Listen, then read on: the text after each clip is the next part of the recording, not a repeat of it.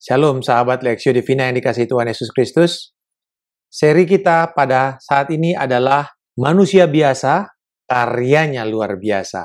Dan kita akan melihat dari kehidupan serta pelayanan Elia. Judul kita kali ini adalah Kenali Allahmu. Karena banyak hal yang kita pikirkan tentang Elia. Tetapi ada satu pernyataan di dalam Yakobus pasal yang kelima ayat 17 dikatakan Elia adalah manusia biasa seperti kita. Dan pada waktu dia berdoa, Allah menjawab doanya. Nah, disinilah kita akan belajar mengenal Allah dengan benar. Ada pepatah yang mengatakan, pada masa krisis, siapa yang Anda kenal itu penting. Pemunculan Nabi Allah biasanya ditandai dengan kondisi rohani atau bangsa Israel yang begitu buruk. Dalam konteks ini, Ahab memimpin bangsa Israel menyembah Baal dan bukan menyembah Allah yang benar, yaitu Yahweh Israel. Di saat seperti itulah Elia datang menghadap Raja Ahab.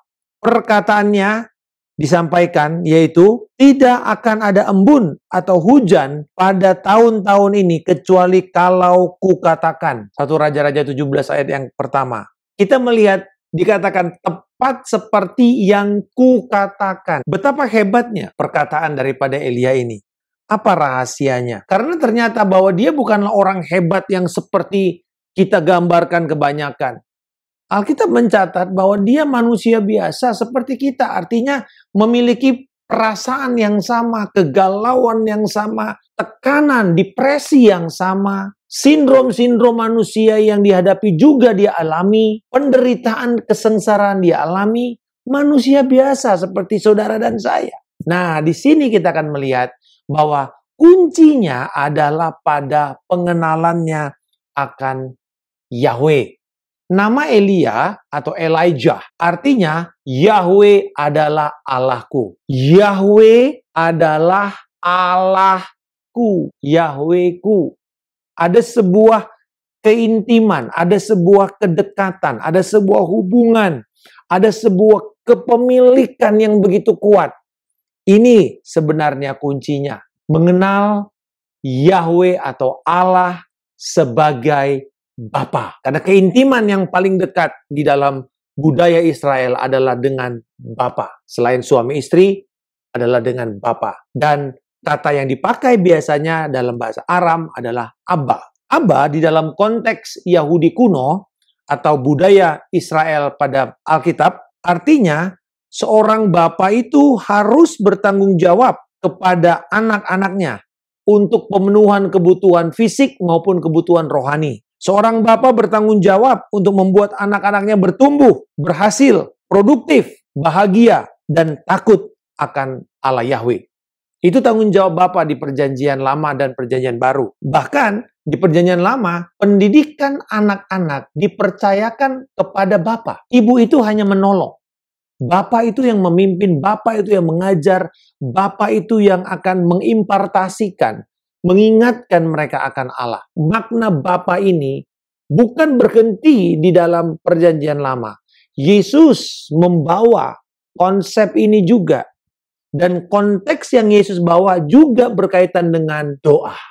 Ketika Yesus mengajarkan tentang doa Bapa kami di situ, dia berkata, Bapa manakah di antara kamu?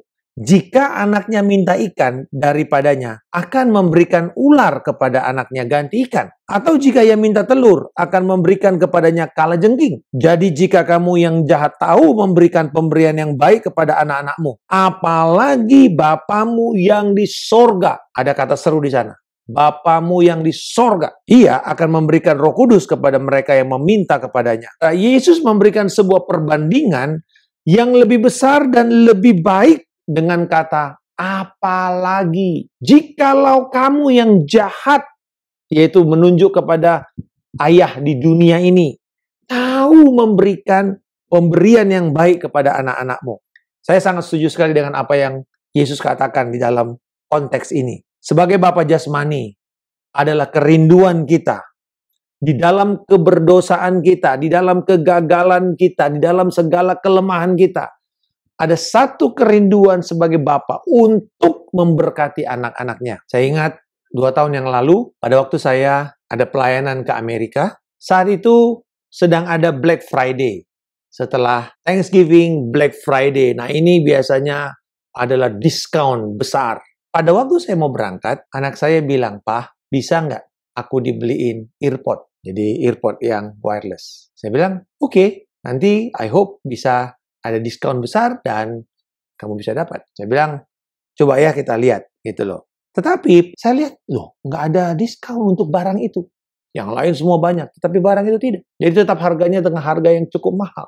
Lalu kemudian saya bicara kepada istri saya. Dan istri saya bilang, "Sudah, begini saja. Berikan sebagai hadiah Natalnya. Dan tapi jangan kasih tahu dia." Akhirnya saya pergi, saya mendapatkan barang itu, saya simpan. Dan kemudian anak saya tanya sama mamanya, "Papa kapan pulang?" Lalu mamanya bilang, "Kenapa?" "Aku nggak sabar nih mau dapatkan earpod." Mamanya bilang, "Dari mana kamu tahu bahwa kamu pasti akan dapat earpod?" Dia bilang, "I know my dad. Saya tahu papa saya. Dia pasti akan memberikan kepada saya." Setelah itu, saya masih belum dengar itu, dan mamanya bilang, "Pokoknya kamu jangan bilang apa-apa." Pada waktu saya sampai di Jakarta, barang itu sudah ada di dalam tas saya. Dan saya sendiri sudah begitu menggebu-gebu ingin melihat ketika saya sampaikan apa respons dan reaksinya. Karena dia nggak tahu bahwa barang itu ada, saya belikan atau tidak. Tapi kemudian saya keluarkan dan saya berikan kepada dia. Dan tiba-tiba, dan dia begitu kaget.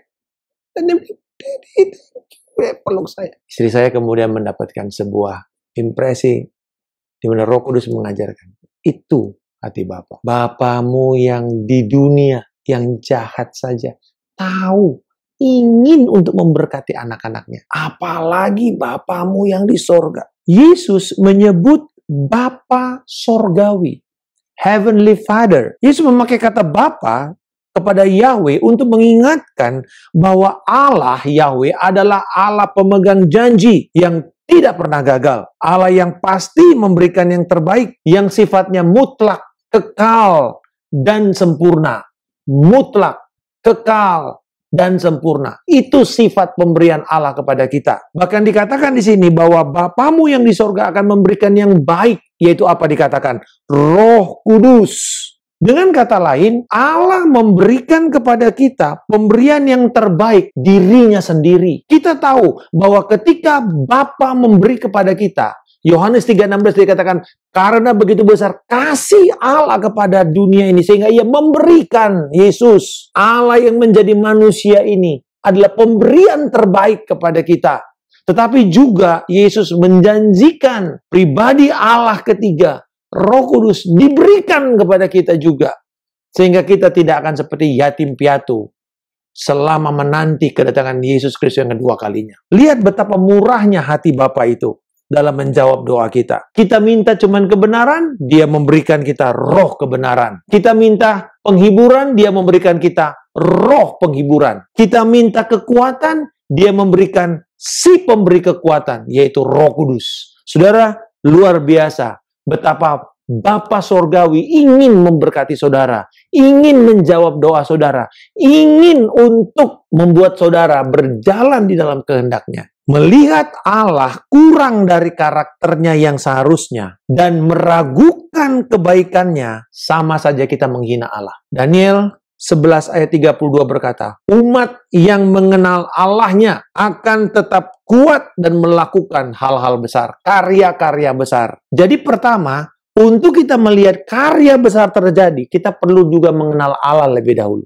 Dan Allah seperti apa yang Anda kenal? Allah Bapa. Itu yang pertama kita perlu kenal. Allah sebagai Bapa, sebagai sumber, sebagai pemegang janji yang memberi yang terbaik kepada kita. Dan Bapa itu siap untuk bersama-sama dengan kita. Leonard Ravenhill mengatakan, orang yang mengenal yang intim dengan Allah tidak gampang diintimidasi. Elia melakukan karya-karya besar. Kenapa? Dia mengenal Yahweh dengan pribadi sebagai Bapanya. Dan saya percaya bahwa pada hari ini, kenalilah Allahmu. Kenalilah Dia sebagai Bapa. Kenalilah Dia sebagai sumber kehidupanmu. Engkau akan melakukan karya-karya besar. Persoalan di dalam berdoa. Seringkali salah satu alasannya, kita punya pengalaman buruk dengan ayah kita, Bapa kita di masa lalu. Karena gambaran Allah yang tidak kelihatan itu dicerminkan dari bagaimana kita melihat yang kelihatan. Kalau Bapa yang di bumi ini punya pengalaman buruk terhadap kita,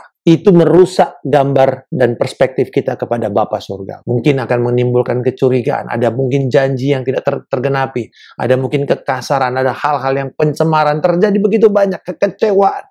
Hari ini, ketika engkau mau mengambil keputusan, mengampuni ayahmu, bahkan kalaupun dia sudah tidak ada, lepaskan pengampunan di dalam nama Tuhan Yesus Kristus. Dan saudara juga minta pengampunan kepada Allah karena engkau menjadi pahit.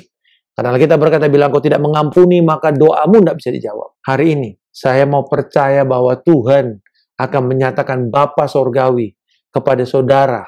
Dan biarkan ini akan membuat satu pemulihan terjadi. Dan ada kasih, ada keyakinan, ada satu confidence dari Tuhan kepada saudara bahwa Dia siap untuk menolong saudara. Bapa di surga, saat ini kami berdoa bahwa kepada saudara-saudaraku yang punya pengalaman buruk dengan orang tuanya, terutama istimewa bapaknya, aku berdoa supaya ada pengampunan yang dilepaskan. Dan kami juga minta Engkau melepaskan Tuhan setiap kepahitan daripada hati anak-anak-Mu, sahabat-sahabat Lexio Divina yang sedang mendengarkan pengajaran ini. Nah, aku berdoa Tuhan bahwa biarlah kami sebagai ayah pada saat ini juga memiliki gambar Bapa yang sehat yang dari sorga. Terima kasih Tuhan, kami juga berdoa bahwa sewaktu kami bertumbuh dalam pengenalan kami akan Engkau akan membuat kami melakukan karya-karya yang besar dan luar biasa. Sebagaimana Elia dipakai Tuhan, kami percaya bahwa dia manusia biasa seperti kami.